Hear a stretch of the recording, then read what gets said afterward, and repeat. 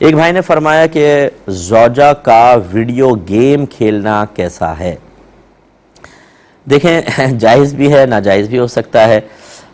Game کے سلسلے میں اصول یہ ہوتا ہے کہ اگر تو کوئی ایسا گیم ہے جو آپ شرط کے بغیر کھیلیں، اس کی بہت زیادہ عادت نہ ہو، کیونکہ عادت پڑ جائے گی یعنی اس کے بغیر رہ نہیں سکتے، تو پھر آپ لازم بات ہے کہ اس کی وجہ سے بہت سارے امور کو ترک کریں گے۔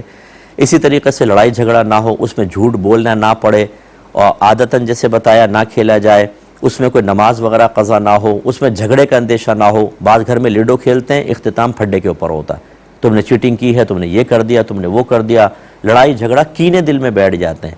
تو اس طرح کا اگر نہیں ہے، بہن ہیں آپ کی، گھر کی کام کرتی ہیں، آپ کی وائف ہیں فرض کر لیں، تھک جاتی ہیں، تھوڑا بہت موبائل میں انہوں نے گیم کھیل لیا اپنی طبیعت کو فریش کرنے کے لیے، اور یہ تمام آلودگیاں اس میں نہیں ہیں۔ کوئی ایسا نہیں ہے کہ گیم کھیل رہی ہیں، وہاں کھانا چل رہا ہے، وہاں بچے بھوک سے بلک رہے ہیں، اماں کہہ رہے ہیں ٹھہرو میرا گیم ختم ہونے والا ہے۔ یہ بھی ہوتی ہے ایسی بعض بہنیں، یہ چیزیں ٹھیک نہیں ہوتی۔ تو چنانچہ عورت کے لیے بھی تھوڑی بہت جائز مباح تفریح کا اہتمام ہونا چاہیے۔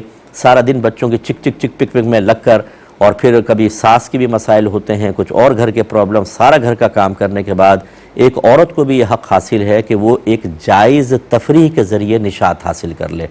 کیا عورت انسان نہیں ہے؟ بالکل ہر چیز سے اس کو روک لینا، تم ٹی وی تم نہیں دیکھ سکتی، گیم تم نہیں کھیل سکتی، فلاں سے تم نہیں مل سکتی، بہرحال ایک طبیعت کے اوپر بوجھ طاری ہوتا ہے، اس کا خیال رکھنا چاہیے۔ ہمارے نبی کریم صلی اللہ علیہ وسلم اپنے گھر والوں کے ساتھ سب سے بہترین تھے۔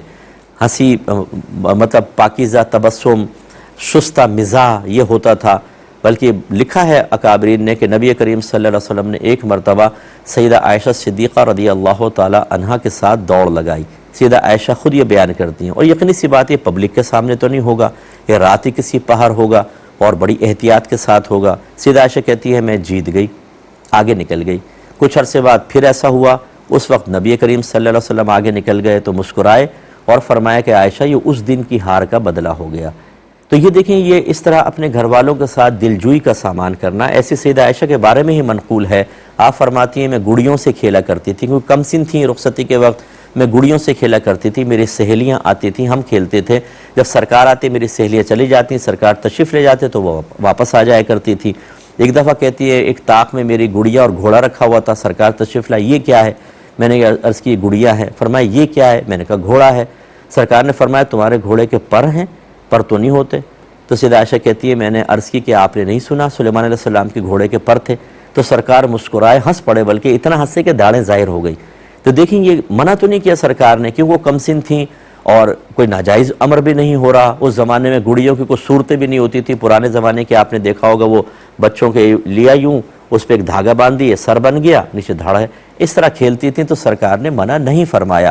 ان چیزوں کا بھی تھوڑا سا خیال رکھیں۔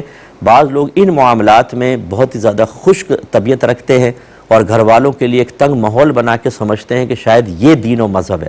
خدا را میں کہتا ہوں آپ قرآن پڑھیں، حدیث پڑھیں، حدیث خاص طور پہ پڑھیں، خصوصاً کتاب النکاح پڑھیں، آپ کو سمجھ میں آئے گا کہ نبی کریم صلی اللہ علیہ وسلم اور صحابہ کرام کا اپنے گھر والوں کے ساتھ کیا معاملہ تھا، کیا طریق تھا۔